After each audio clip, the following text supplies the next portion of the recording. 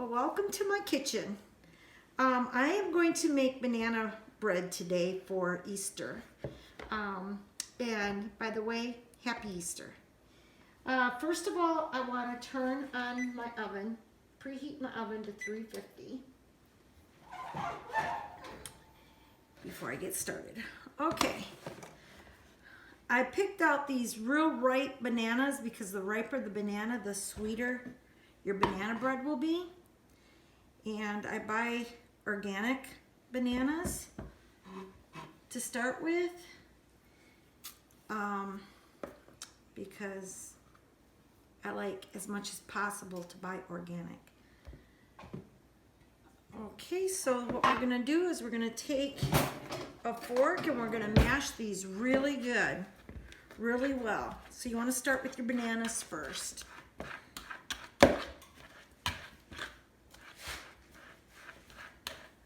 You want to mash them, get them really mushy.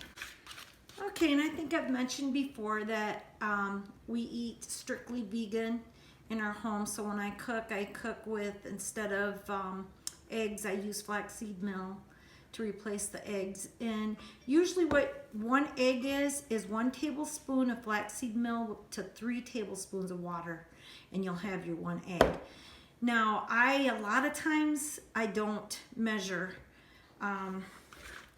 my flaxseed meal out with my water. After 12 years of doing this, I kind of just go with it. And instead of milk, I use almond milk in my stuff. And then also, we followed a doctor about 12 years ago that was against all oils in our food. So instead of using oil in my food, like my cakes or my breads, I'll use applesauce in my food. My cookbooks are by John McDougall. And then I have a cookbook in here also by Esther Stein, Dr. Esther Stein. If I'm not saying those or pronouncing those accurately, I'm sorry. Please forgive me for that. I also have a complete gluten-free vegan book that I got from a friend of mine that I looked through here, and this one actually has oils in it and different things in the recipes, and I just replace it with applesauce or with some kind of fruit puree. So just to give it moisture. Okay, well, I got it pretty well blended here. I'm using all-purpose flour because that's all I have right now. But to make cakes and breads and different things like that, you'll probably want to use the self-rising flour. But because I don't have any here, I'm going to add baking powder, not baking soda, but baking powder to my flour. It'll make it self-rising that way. And so let's get started here. I want a 1.5 cups of flour. Okay.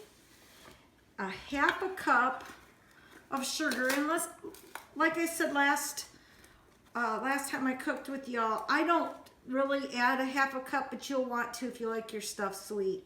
I almost go to the 1/2 cup of sugar. Sometimes in some of my recipes, you'll see me putting stevia in instead of sugar. But this is about, I would say probably 2/3. No, 2/3 would be more than 1/2 cup. Just a minute here. This is probably a 1/3. Whoops, spilled it there. 1/3 of a cup of sugar. I'm going to mix that dry ingredients together and get all the lumps out that you could possibly get out. A tablespoon of baking powder. I'm going to add allspice, and I'm only going to add like 1/4 of a teaspoon of allspice. And then I'm going to take some cinnamon, and if this is mixed with sugar, I'm not going to put a whole lot in it, but I do like cinnamon in my stuff. For my flaxseed, like I told you, a tablespoon of flaxseed to 3 tablespoons of water is about what you'll need for an egg. But I don't do it that way myself. I just add it to my dry ingredients. So I'll add like 2 tablespoons of flaxseed meal to my dry ingredients. And then when I put in my cup of milk, it'll be plenty. And hopefully you can see that. It's really nice. So, I don't measure the oil. I don't measure the applesauce for the oil, but if it says, let's say it said a half a cup of oil to your cake mix, you want to do a little less applesauce than the half a cup. So if it says a half a cup, do maybe an 1/8 of a cup less than a half a cup, if that makes sense. I don't even know if that makes sense, but this is what I do. So maybe you guys can watch what I do. First of all, I want to add my milk, which is a cup of milk. You kind of want to add your milk slowly so you don't get lumps. Okay, so then you want to just mix up your batter with your milk.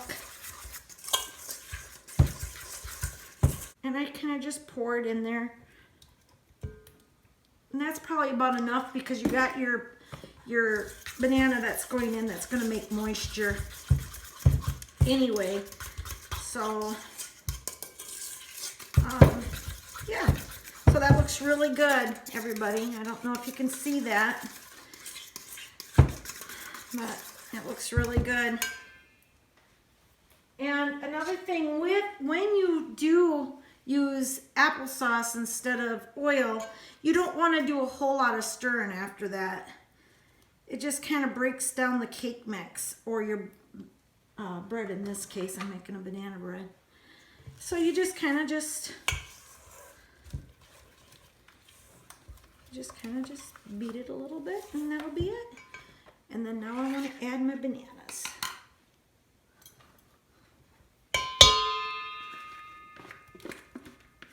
To my mixture. Looks really good. Okay.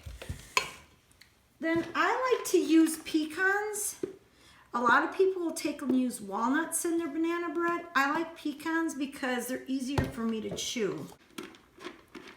I'll probably just like a half of a cup full.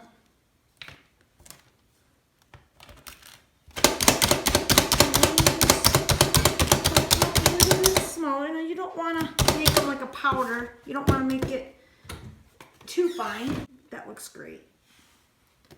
That looks great. So then you just add those to your banana nut bread. And voila, it's done. I already got my bundt pan ready to go. And I use this spray so nothing sticks. And I just use very little. I'll even spray it and then wipe it out with a paper towel because I don't really like to use any kind of oils. But sometimes these pans, after you use them a while, they'll start sticking. And I don't really like that when that happens, and I'm sure you wouldn't either.